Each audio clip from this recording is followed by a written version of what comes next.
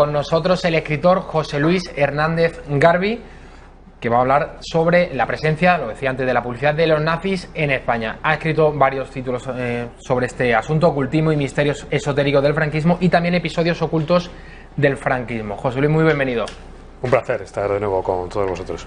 No sé si querías empezar por el episodio de la Legión Cóndor. Esto realmente es antes de que estalle la Segunda Guerra Mundial. La Legión Cóndor es la que forma Alemania en apoyo a Franco durante la Guerra Civil Española, y que resulta decisiva en algunos puntos, ¿no?, de la guerra. Sí, se considera la participación de los alemanes en la contienda civil española, se considera, como tú bien has dicho, decisiva en todo sentido, ¿no? También hay que recordar que se produce la participación italiana, que casi es más numerosa que la alemana, con el Corpo di Troppe Volontari. La verdad es que, sobre todo en temas de aviación y en operaciones aéreas y en operaciones blindadas, pues los alemanes tienen una participación decisiva en la contienda. Hay que recordar que hasta hace pocas fechas, en el cementerio de la Almudena de Madrid, podíamos encontrar las tumbas de algunos de los soldados alemanes de la Legión Cóndor que participaron en la Guerra Civil Española y que fallecieron sobre el territorio español. Lo que pasa es que con la ley de memoria histórica, pues prácticamente han desaparecido, simplemente quedan las lápidas con los nombres. No me acuerdo ahora, en Extremadura hay un cementerio en el que hay soldados alemanes enterrados, pero también de la Primera Guerra Mundial. De la Primera y de la Segunda Guerra Mundial. Concretamente se llama Cementerio de los Alemanes, y está en Cuacos de Yuste, muy cerquita, en el camino que conduce al monasterio de Yuste, donde falleció el emperador Carlos V, efectivamente. Y la verdad es que es un lugar muy interesante de visitar. Creo que en total son aproximadamente unas 80 lápidas, 80 tumbas, y son de soldados alemanes que fallecen en territorio español durante la Primera y la Segunda Guerra Mundial. No es de soldados de la Legión Cóndor, son exclusivamente soldados que por determinadas circunstancias pues fallecieron en territorio, soldados alemanes que fallecen en territorio español. Uno de los episodios de los que sin duda se ha escrito más es la visita de Heinrich Himmler a España ya después de la Guerra Civil, año 1940, visita ciudades como Barcelona, en Madrid. Además, en Madrid asiste a una corrida de toros. A mí esto siempre me ha llamado muchísimo la atención, a las ventas, en la que torea Marcial Lalanda. Se ha transmitido de todo aquello, como que salió espantado de las ventas, que no le gustó el espectáculo que vio, que incluso tachó al pueblo español de poco menos que de bárbaros. Bueno, eso está quizás... pertenece a la leyenda que existe en torno al viaje de Heinrich Himmler a España. Seguramente pues muchos de los espectadores que nos siguen pues podrán ver en las redes sociales o documentales imágenes de aquella visita, en la que las ciudades españolas, principales que hay de las ciudades españolas que visitó Heinrich Himmler, aparecen decoradas con la esvástica, ¿no? Y la Plaza de Toros de Madrid, la Plaza de Toros de las Ventas, pues este escenario también es muy llamativo, ver las esvásticas colgadas de los tendidos de la Plaza de Toros. Y bueno, parece ser que la corrida le resultó un espectáculo cuando menos llamativo. Lo que pasa es que la corrida se suspendió por culpa de una fuerte tormenta que cayó en aquel entonces, y bueno, pues al suspenderse el festejo, el propio Heinrich Himmler, por voluntad propia, quiso saludar personalmente a Marcial Lalanda, que era el jefe de la terna de los toreros que participaban en la corrida, y parece que se mostró interesado en lo que podía haber de atávico en las corridas de toros en España. Interesante. El episodio también incluso ha suscitado más páginas escritas por la historia. Su visita en Montserrat, en Barcelona. Se hablaba de que los nazis estaban obsesionados, ¿no?, con el Santo Grial, con un montón de leyendas, con ocultismo. ¿Qué es lo que motivó a Heinrich Himmler visitar a Montserrat? Pues es curioso, porque realmente en Barcelona en la agenda oficial pues no existía un programa de qué era lo que iba realmente a hacer a Barcelona. Siempre se ha rumoreado que su interés verdadero era conocer la montaña de Montserrat. Y hay una anécdota muy curiosa en este sentido, y es que cuando él visita lo que es el monasterio y la montaña, pues bueno, se entrevista con los monjes del monasterio, y en un momento determinado les pregunta que dónde tienen escondido el Grial. Y bueno, los monjes se quedan muy sorprendidos y le dicen, bueno, mire, aquí realmente no se esconde ningún Grial. y él, Heinrich Himmler, estaba acostumbrado a que nadie le llevara la contraria, que todo el mundo le diera la razón por su cargo y demás, y bueno, él muy enfadado, contestó muy enfadado que bueno, pero si eso lo sabía todo el mundo en Alemania, que allí estaba el grial escondido. Y entonces unilateralmente dio por finalizada la visita, se suspendió y regresó al hotel en Barcelona, donde se llevó una desagradable sorpresa al llegar. Que fue que le robaron un maletín con importantes documentos. Un maletín de su habitación en el Hotel Ritz, que por lo visto era el maletín personal del propio Himmler, en el que se supone que contenía documentos muy, muy valiosos. La verdad es que la policía española quedó en ridículo, nunca se descubrió quién realmente había perpetrado el robo, y todo hace suponer, los historiadores hablan de la posibilidad de que fueran los servicios secretos británicos los que robaran ese maletín, cuyo contenido desconocemos. ¿Elevó alguna queja formal Alemania a España por aquel robo?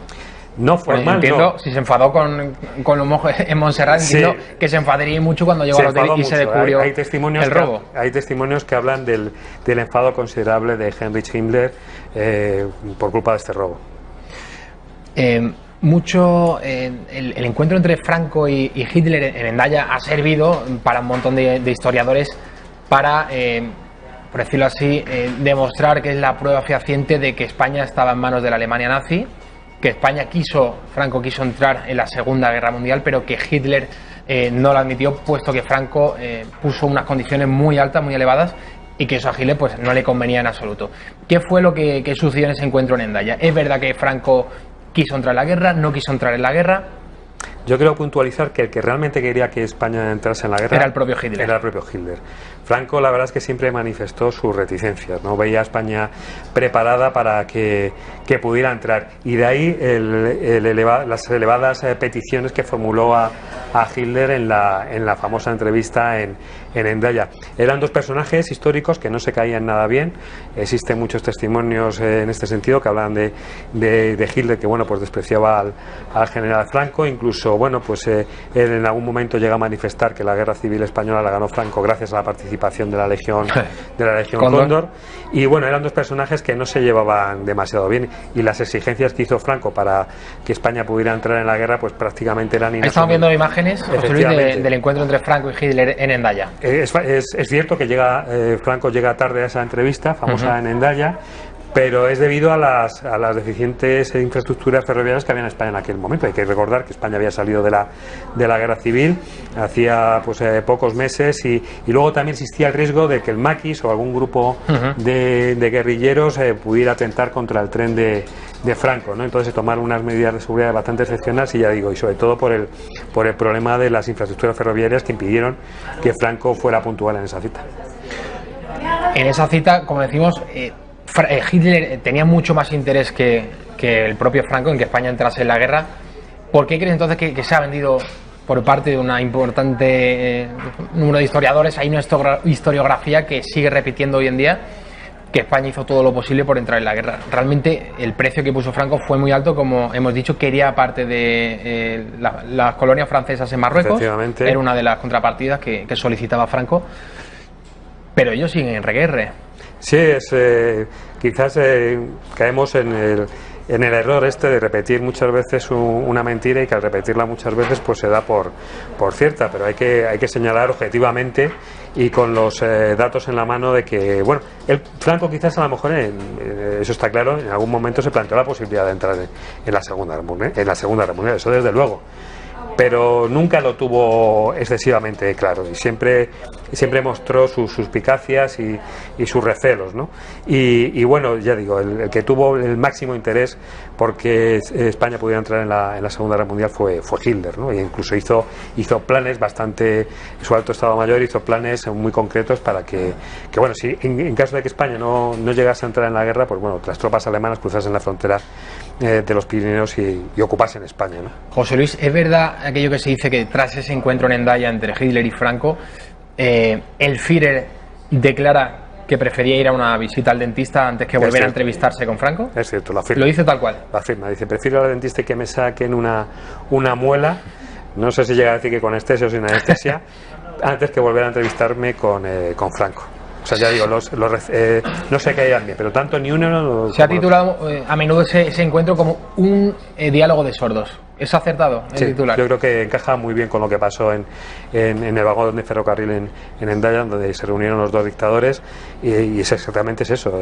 Franco quería algo que Alemania no podía darle en esos momentos. Hay que recordar que por aquel entonces la Francia de Vichy era aliado de los alemanes, y bueno, las exigencias de Franco eran inasumibles para la Alemania de Hitler. Hay que recordar que también había unas exigencias económicas, unas exigencias militares. Alemania debía suministrar una serie debía suministrar a España alimentos, dinero, armamento militar, porque desde luego el ejército español no estaba capacitado para llevar a cabo una empresa militar como la que se exigía en la Segunda Guerra Mundial, y aparte de lo que tú bien decías de las exigencias coloniales a costa de la Francia de Vichy y demás. Y ya digo, Hitler en ningún momento lo vio claro, vio que era imposible llegar a un acuerdo. José Luis, volviendo a las obsesiones nazis con el tema del ocultismo, ¿ellos pensaban realmente que los españoles descendían de los arios? Porque vinieron también muy interesados en hacer excavaciones arqueológicas. Juan Eslava Galán, en uno de sus libros, habla de que hubo un equipo de investigadores alemanes que estuvieron recorriendo la provincia de Jaén. Hay que recordar que en la provincia de Jaén existen las nuevas poblaciones, que en el siglo XVIII pues vinieron una serie de colonos traídos de Centro Europa para repoblar aquella zona, y Eslava Galán lo cuenta en su libro, y habla de que hubo científicos nazis que llegaron a la provincia de Jaén e hicieron mediciones de cráneos y antropométricas a muchos de los habitantes de aquella zona para comprobar si eran realmente descendientes de arios. En ningún momento yo creo que los alemanes se plantearon la posibilidad de que España o el pueblo español fuera descendiente de los arios, aunque hubo personajes como Santolaya, que fue el jefe de la Dirección General de Excavaciones Arqueológicas, que les vendió a los alemanes, a Himmler en concreto, es el Cicerón de la visita de Himmler a España, Santolaya, y le vende la idea de que realmente el origen de España es un origen céltico, no de los íberos, y como tal, el pueblo celta se considera un pueblo ario, y en este sentido descenderíamos de los arios. ¿Qué hay del tesoro visigodo de Castiltierra? Pues tiene que ver con esto último que contaba. Cuando Himmler se visita España, pues se le organiza una visita a Castiltierra, donde todavía existe, lo que pasa es que está bastante olvidado, un importante yacimiento de una necrópolis visigoda. Los visigodos también se los consideraba descendientes de los arios, ¿no? Entonces, pues se organiza una visita para que Heinrich Himmler visite este pueblo segoviano, este pequeño pueblo segoviano. Lo que pasa es que se suspende también por el mal tiempo, se suspende a última hora, pero se habían previsto todos los detalles, se había limpiado la excavación y se había contratado a trabajadores con aspecto ario de la zona, que fueran rubios y de ojos claros, para que Heinrich Himmler, cuando llegase allí, se encontrase a una población pues que le recordase a los arios. Hasta esos extremos se pudo llegar. Bueno, uno de los detalles, estamos hablando de numerosas anécdotas que sucedieron en estos años de la inmediata finalización de la Guerra Civil, los primeros años de la Segunda Guerra Mundial. Hitler regala a Franco un Mercedes, que aún se conserva en el Palacio del Pardo, donde instaló Francisco Franco su residencia como jefe del Estado. Yo recomiendo a todos los espectadores de Intereconomía que se pasen por el Cuartel del Rey, que tiene un museo dedicado a la historia de la Guardia Real en sus diferentes etapas, y en sus instalaciones, en la sala histórica que ellos llaman, se conservan coches que han pertenecido a Franco y a la casa, en estos momentos a la Casa Real Española. Ahí se pueden contemplar los Rolls Royce que se utilizan en las grandes ceremonias de Estado en España, y uno de los coches que se conserva además en perfecto estado, como si fuera nuevo, es un Mercedes modelo G4 con 6 ruedas, que es un regalo personal que le hace Hitler a Franco en su día por su cumpleaños. Franco parece que lo utilizó en el Pardo, pero se le quedó atascado la primera vez que lo usó, y lo pensaba usar para cazar, y decidió que ya no lo iba a usar más. Y el coche se conserva en perfecto estado. Es un coche de un valor incalculable, tanto por su valor histórico, sin duda, porque es un regalo personal del propio Hitler a Franco. No sé si me falla la memoria, José Luis, ¿no lo utilizó el rey Felipe VI? ¿El de su proclamación? ¿Ese coche no se ha vuelto a utilizar? Utiliza los Rolls Royce. Vale, pero el Mercedes. El Mercedes no, el Mercedes está en perfecto funcionamiento. La verdad es que la Guardia Real lo conserva en un estado impecable. Es incluso una vez, a mí me comentaron cuando estuve visitando los encargados de mantenimiento que incluso se lo llevaron, la casa Mercedes se lo llevó a Alemania para hacerle una revisión general y quedaron admirados, porque además es un coche único. No existe otro modelo en ese estado de conservación en el mundo. Para los espectadores del programa, pues seguramente habrán visto las imágenes de Hitler entrando en el París ocupado. Pues el coche en el que entra es el mismo modelo de Mercedes que se conserva en el cuartel del Rey, concretamente de la Guardia Real en el Pardo. José Luis, hemos hablado estamos hablando de la relación de Alemania con España en los años 40. No hemos hablado aún de la División Azul. 1943 quizás sea el año en el que 43-44 en el que Franco ya decide girar las tornas, ya deja de apostarlo todo a la Alemania nazi. Serrano Suñer dejó, luego posteriormente fue destituido como ministro de Exteriores. ¿En qué momento sitúas ese cambio de política exterior de Franco?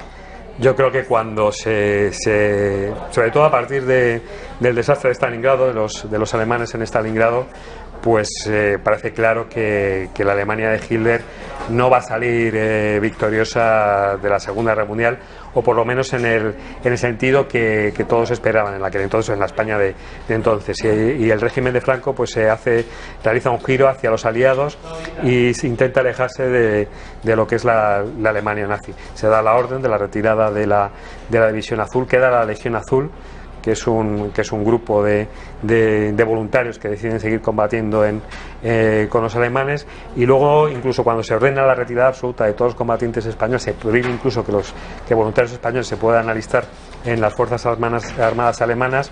Queda un grupo muy reducido de españoles irreductibles que deciden seguir combatiendo. Pues José Luis Hernández Garbi, muchísimas gracias por venir a la redacción abierta y contarnos todos estos detalles interesantes de la Alemania nazi en España. Volvemos mañana a las 6, a las 7, le dejamos con el informativo. Muchas gracias.